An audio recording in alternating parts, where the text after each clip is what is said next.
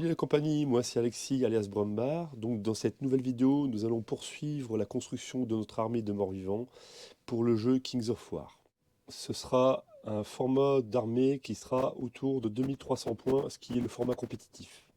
Nous allons poursuivre par cette unité de vampires de faucheurs d'armes montées pour un format de 240 points. Ça fera une belle petite unité bien solide pour le combat. Ce sera un régiment donc composé de 10 figurines. Ces figurines proviennent toujours de la gamme Highlands Miniature et sont imprimées par la boîte française 3D Minis Factory, qui propose toujours une résine qualitative. Pour commencer dans cette aventure d'armée mort-vampire, il est toujours bien d'avoir ce qu'on appelle une liste d'armées. Donc pour m'aider dans cette création de liste d'armées, j'ai recours à Kings of Highland. Highland pour Army List Network. Kings of Highland vous demandera une petite contribution pour les soutenir et puis les aider à progresser. Il propose toutes les listes d'armées de Kings of War et des objectifs à atteindre. Je vous ai passé l'étape des barbages parce que, comme d'habitude, les figurines sont propres. Il n'y a pas besoin véritablement de débarber. Elles arrivent quasiment nickel, sans support. Donc c'est parfait pour passer à l'étape suivante. Donc l'étape suivante, je conseille souvent aux gens quand vous montez vos figurines de monter ce qu'on appelle à blanc. C'est-à-dire vérifier déjà si les pièces peuvent très bien coïncider. Voilà, si vous arrivez à placer par exemple les boucliers, les lances, avec justement l'expérience de la figurine précédente, je vais éviter ce coup-ci de fixer la figurine directement sur le cheval. Comme ça, vous pourrez accéder pour la peinture aux différentes parties de l'armure qui sont un peu cachées, un peu difficiles d'accès. Alors ici, j'ai fileté les chevaux directement sur la base. Donc, pour cela, on utilise bien évidemment une foreuse. Alors, ça permet une foreuse à main. Donc, ça permet justement de faire des petits trous. Et je filte avec, en général on peut utiliser aussi des trombones, hein. Là c'est des fils de laiton de 1 mm de diamètre que l'on trouve chez Green Stuff World. Alors, on peut fileter plein de choses sur une figurine. C'est vrai que pour la rendre plus solide, pour la consolider, vous pouvez fileter donc déjà par exemple la figurine sur son socle, ça c'est une chose intéressante. Après vous pouvez aussi fileter des parties, des membres, genre un bras, une arme, si vous avez l'impression qu'elle va facilement se décoller, qu'elle risque de facilement se décoller, c'est toujours bien de la fileter. J'ai même pensé à un moment donné fileter le cavalier directement sur la selle, mais je pense que j'avais fait un trou déjà à l'intérieur. Ce sera moins laborieux de les coller directement plutôt que de fileter systématiquement toutes les figurines. Un bon point de colle de super glue suffira une fois que je le déciderai. Elles sont vendues normalement par 5. Donc à chaque fois j'ai fait des groupes de 10. Donc en fait vous vous retrouvez systématiquement avec des bannières en plus et pas de lance en plus. Donc ça, il faut peut-être demander quand vous faites votre commande auprès de 3D Minis Factory, savoir s'il y a moyen d'avoir des lances plutôt que par exemple les étendards. Et on a aussi donc des étendards, donc pour 5 vous avez un étendard, vous comprenez bien que vous vous retrouvez pour un groupe de 10 vous avez 2 étendards, bon, c'est peut-être joli à remarquer, hein. On va essayer comme ça de toute façon. Et pareil pour les instruments de musique, enfin pour le musicien, vous avez un clairon, un clairon de cavalerie, on appelle ça, pour justement pour 5 figurines. Donc un clairon, un étendard, et vous avez aussi un officier par 5. Un officier, donc un seigneur vampire, qui est franchement pertinent et joli, je trouve. Ça va être la partie montage. Vous avez aussi les boucliers, il est libre à vous de ne pas les coller, hein. On peut très bien vous changer, même mettre d'autres boucliers. Voilà. On peut trouver des boucliers, des couvercles de cercueil par exemple, ça peut être intéressant de changer, de varier un petit peu. Ou des boucliers que vous trouvez même classiques, vu que c'est des boucliers qui servent. Voilà, il faut que ça reste assez classe, ce sont quand même des vampires, ils ont des armures qui sont assez nobles, assez propres, et je pense que dans l'idée il y a quelque chose d'un peu fantastique d'avoir des boucliers nickel, justement en contraste avec le reste de l'armée qui va être du rebut, des restes, ils vont récupérer sur le champ de bataille des morceaux de boucliers, des morceaux de bois, enfin vraiment histoire de dire, ça fait un contraste entre des vampires presque surnaturellement propres et beaux, tandis que le reste sera dégradé. Bon, ça c'est un choix, pareil. Les goûts et les couleurs, ça ne se discute pas.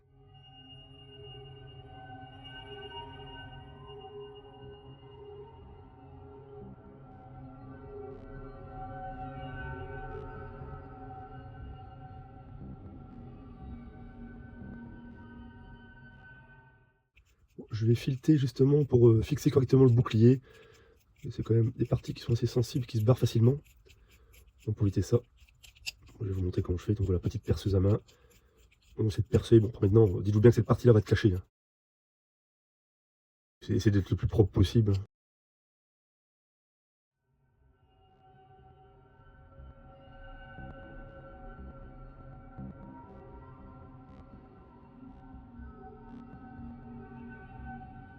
Ça, c'est propre. Même chose de l'autre côté du bouclier. Bon, faites attention que ça ne traverse pas par contre le bouclier, parce que là, ça va se voir, quoi.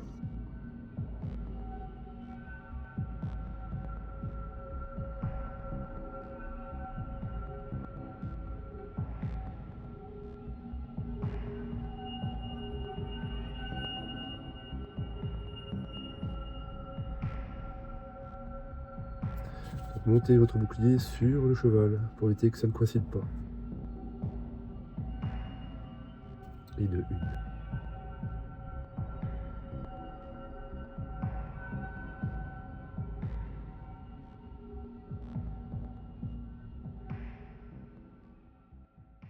Ceci, c'était un kit de games pour upgrader vos figurines. C'était un pack Van Karstein. Et ça permettait d'upgrader vos gardes des cryptes et vos squelettes. Là, je vais utiliser ça pour justement améliorer un peu le visuel de mes chefs de groupe.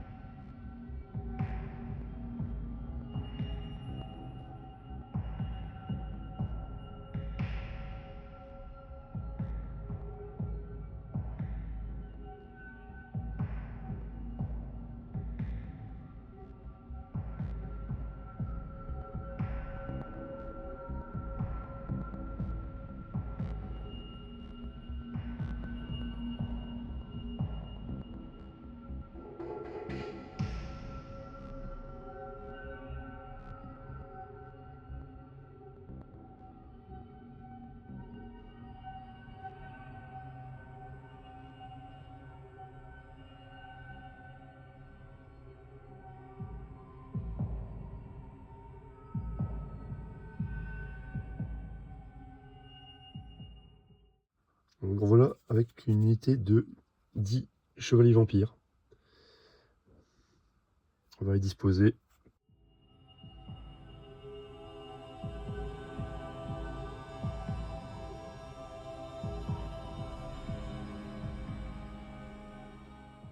Si j'arrive pas à placer un cavalier derrière, bah, c'est pareil, c'est pas bien grave. Je mettrai un socle bouche-trou. Et l'autre cavalier, le 10e, bah, il servira pour une autre unité. Il n'y a plus qu'à socler. Mettre les graviers sur les socles.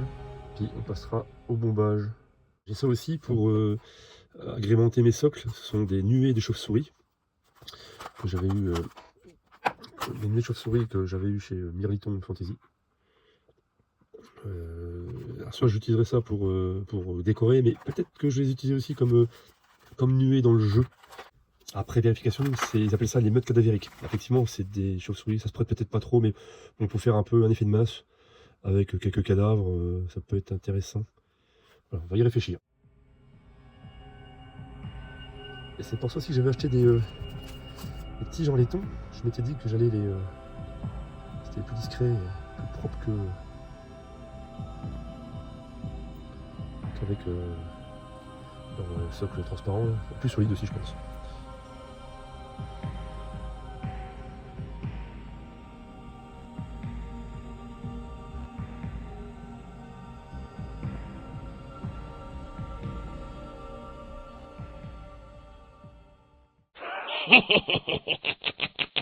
Allez, soclage. On retire les cavaliers pour éviter de les abîmer. Bon, c'est une étape que vous connaissez maintenant. Hein.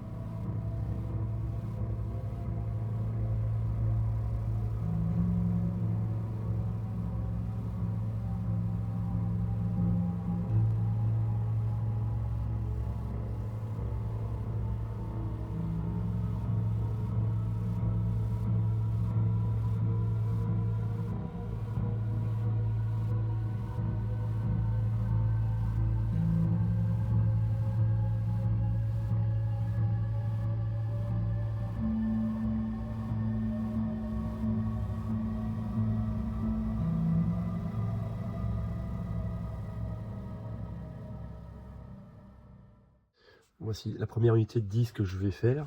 Ce sera la première unité de chevalier vampire. Il y aura sûrement trop de chevaliers vampires. Ainsi, j'aurai un choix pour piocher dans les vampires, dans les squelettes, dans les fantômes. Enfin, je verrai à peu près ce qui se présente et ça me permettra d'avoir une liste d'armées qui ne soit pas fixée, qui soit assez souple d'usage. On verra ça après. Et puis, il sera toujours utile pour la suite. Ou d'autres jeux, peut-être.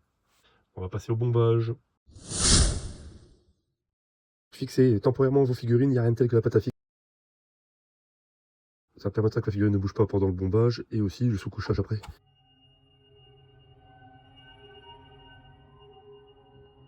Voilà, elles sont prêtes pour le bombage puis le sous-couchage. Je vais bomber à l'Angel Green, c'est une base verte pour contraster avec le rouge. Je vais vous passer l'étape du bombage, on a déjà vu ça lors des vidéos précédentes. Si vous voulez en savoir plus, regardez ces vidéos. Merci bien.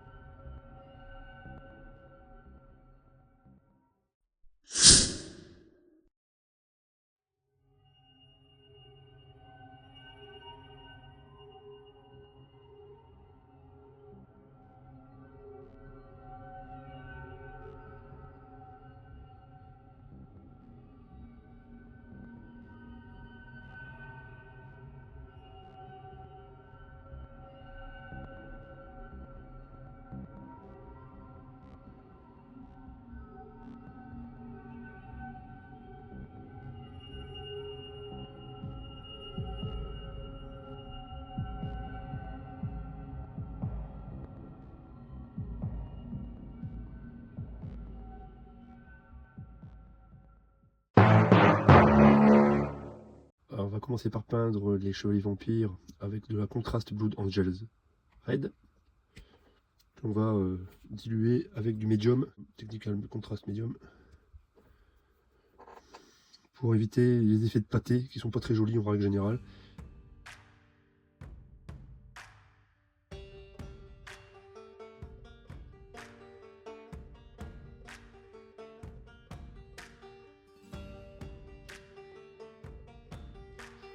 Ah oui, l'intérêt de diluer avec du médium, c'est d'avoir une peinture qui est un peu plus fluide, donc qui fait pas des effets de pâté.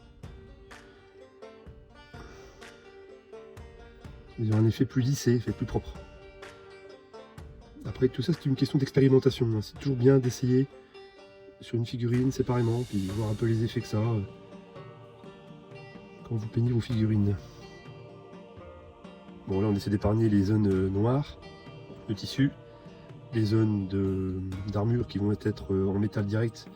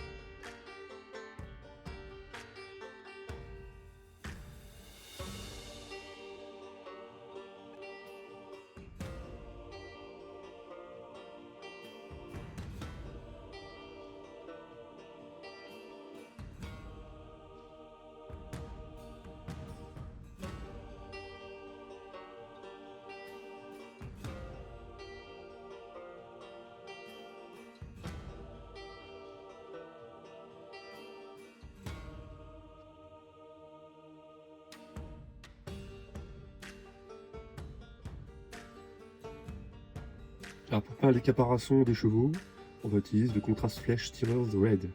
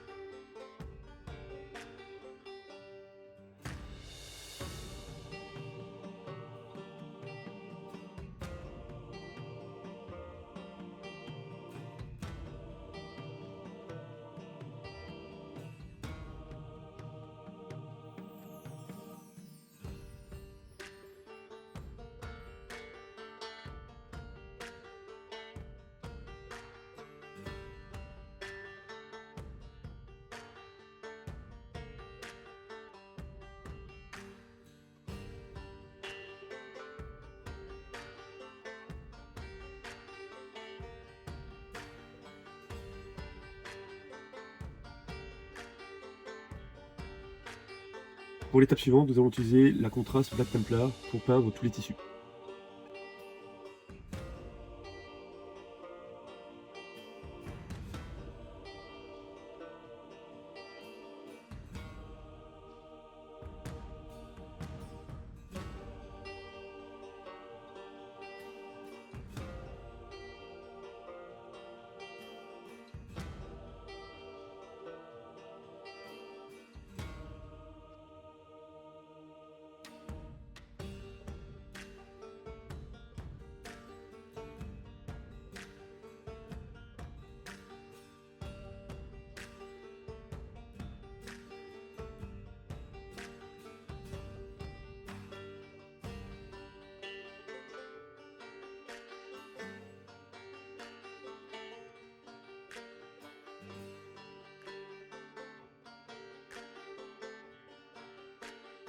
Je vais opter pour des bannières de couleurs différentes. Alors pour ce régiment, ça va être rouge partie haute, noir partie basse. Je ferai l'inverse pour le régiment suivant. Et s'il reste un régiment, je ferai certainement tout rouge ou tout noir.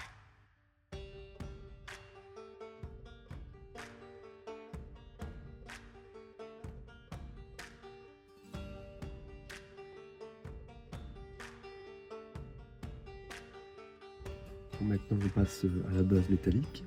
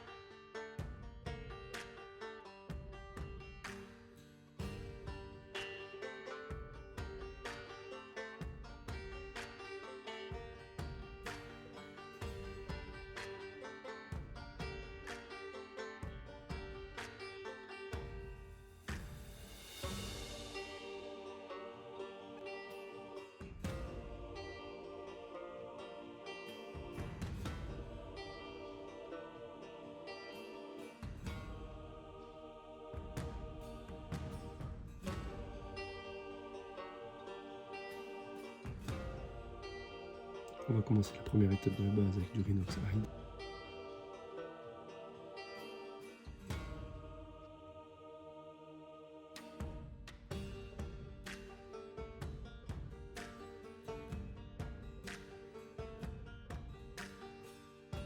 Pour les bannières,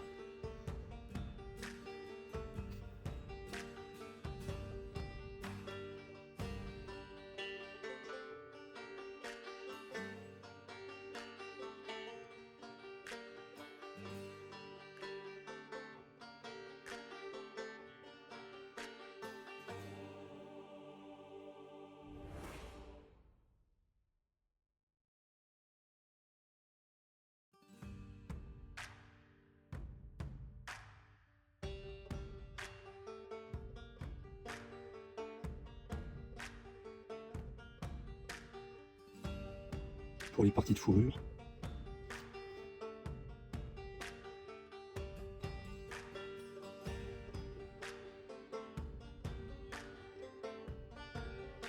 pour éclaircir le métal,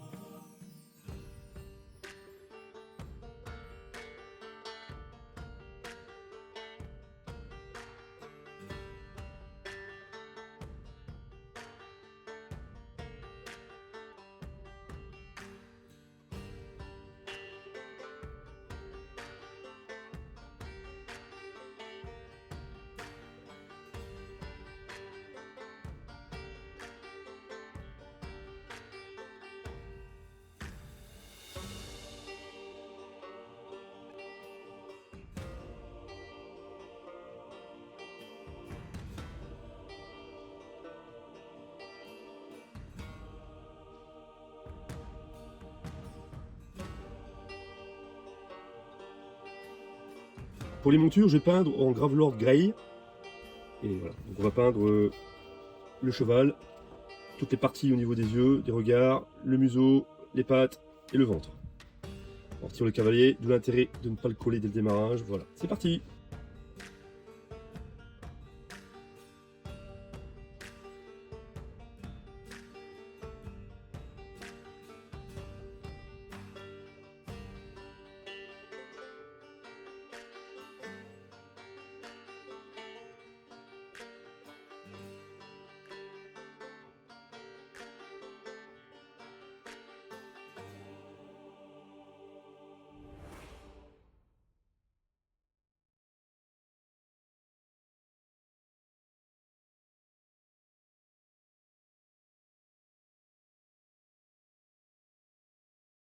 Cette fois-ci, ce sera le premier ombrage avec de la Grax Earthshade.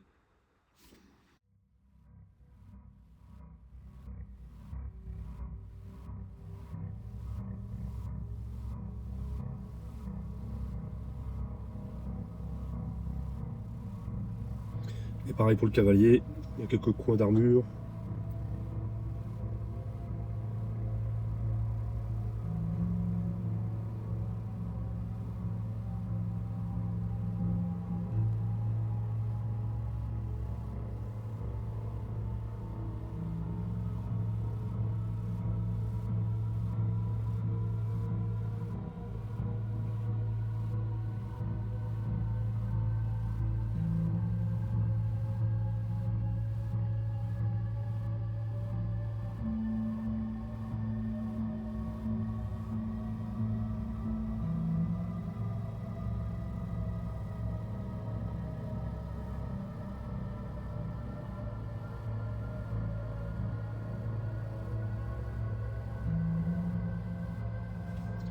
Alors pour les chauves-souris, il faut trouver un schéma de couleur assez efficace.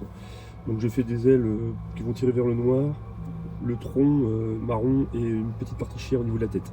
Métis Crusader Skin pour la partie chair.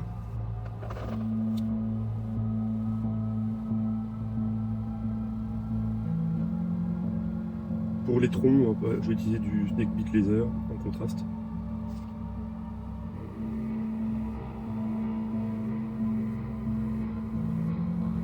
Un petit brossage à sec pour les chauves-souris.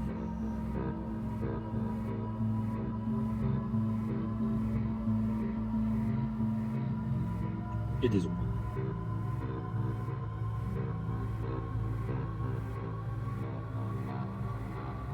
Pour les sabots et les crânes.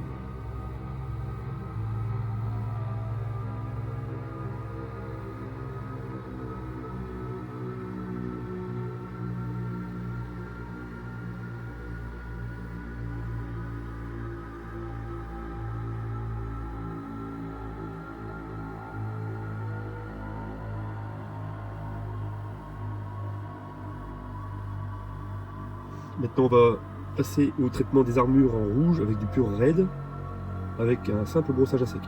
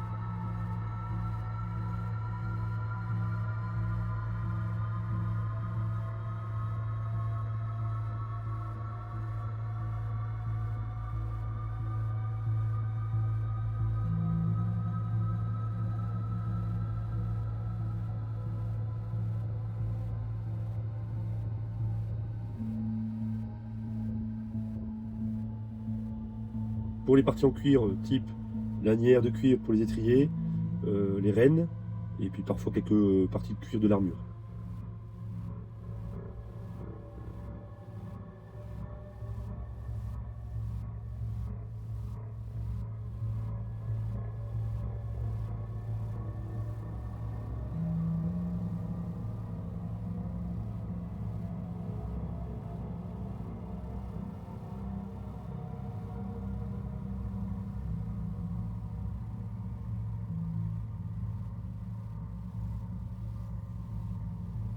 Nous allons poursuivre par peindre les parties métalliques type or avec une base de cuivre, ici du True Copper.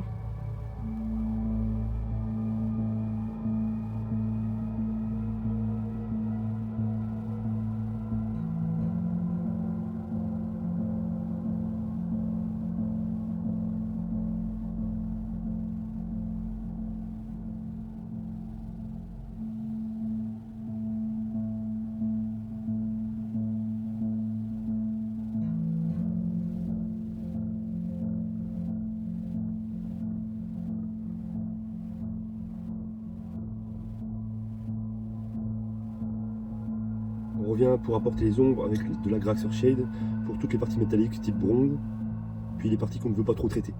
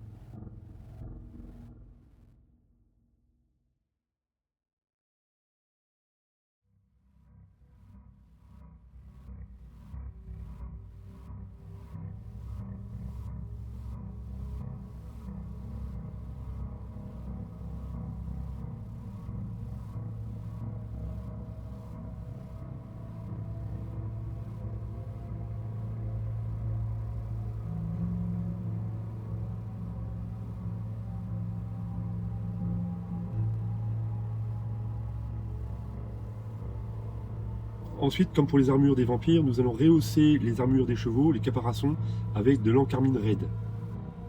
Nous allons procéder par brossage à sec pour commencer, puis on passera au pinceau pour les lignes, surlignages et faire sortir certains détails.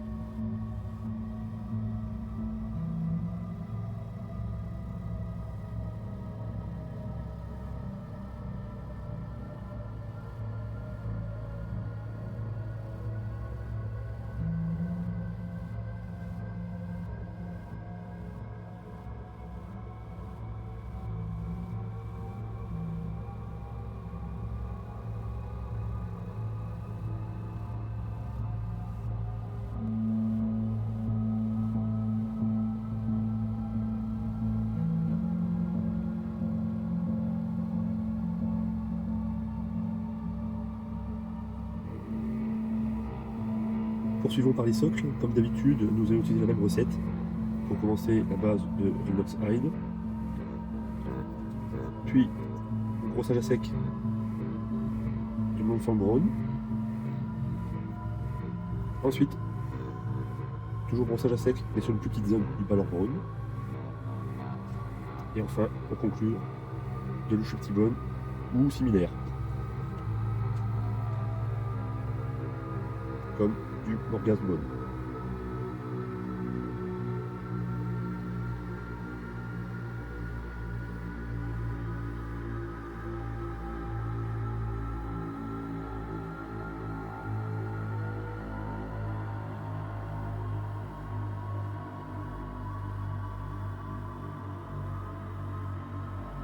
Pour les herbes, j'aurais utilisé deux principales, une sombre et une claire, de la marque Greenstuff-World. Pour distinguer le capitaine, je mettrai des fleurs jaunes. Avec un pinceau en fin de vie, on vient coller de la colle à bois sur la base de la touffe d'herbe.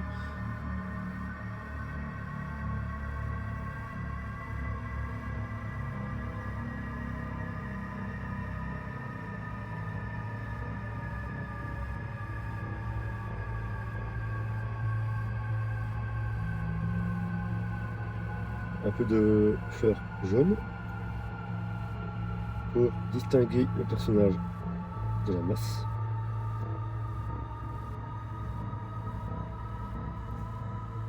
Et une dernière touffe. Et maintenant une quatrième, ça sera plus joli. Alors pour donner un peu d'importance à la figurine, je l'ai rehaussée sur un autre socle aimanté Elle sera un peu plus haute que les autres, pour un peu pareil la distinguer de la masse. On va maintenant surligner les cuirs avec du laser brown. Il y a les lanières d'étrier à faire, et puis les sangles derrière les pièces d'armure.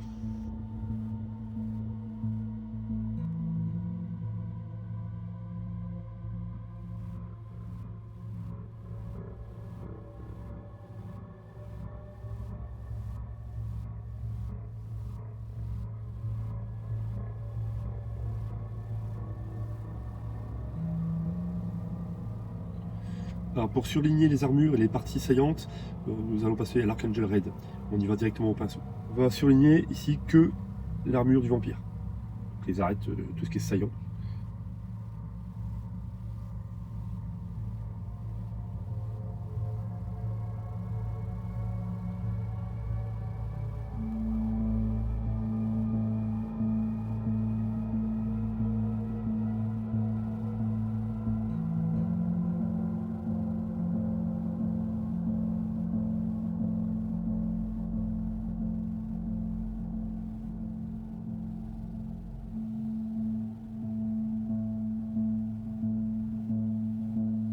Ensuite, on va rehausser les parties métalliques dorées avec du Grady Gold.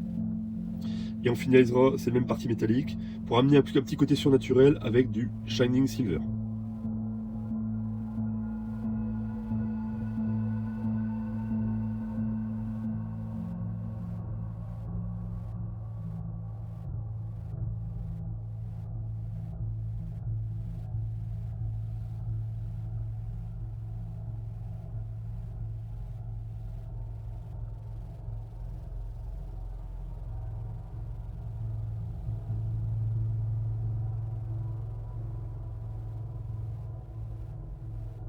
Avec le Shining Silver, on repasse sur les zones préalablement redorées.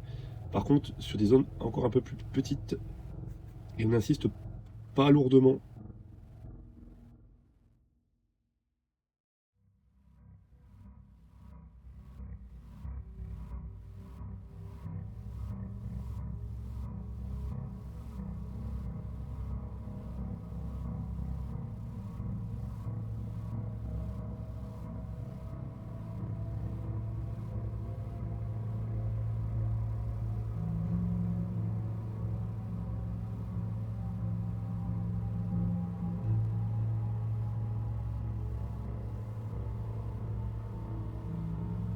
Pour finaliser cette figurine, on amène du Psychic Shock pour les yeux des chevaux.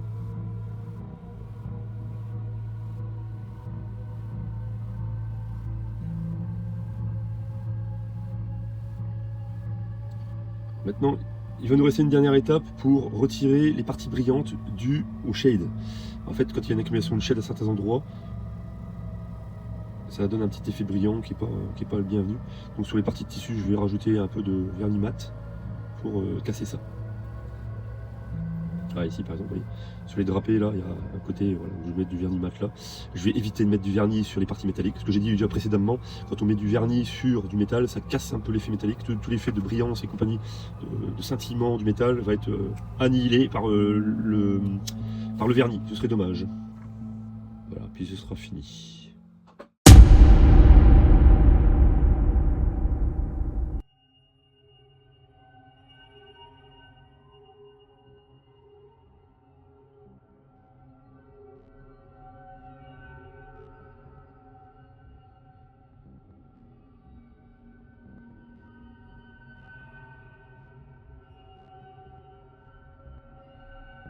Donc dans les prochaines vidéos, nous poursuivrons la création de cette armée de morts-vivants. On doit compléter donc pour 2300 points, ce qui est le format compétitif, pour jouer à Kings of War. J'ai encore pas mal de squelettes à monter, donc des unités de squelettes montées et des unités à pied. Si vous voulez toujours m'aider dans cet effort créatif, likez, commentez positivement et abonnez-vous si ce n'est pas déjà fait. Je vous salue la compagnie et à très bientôt.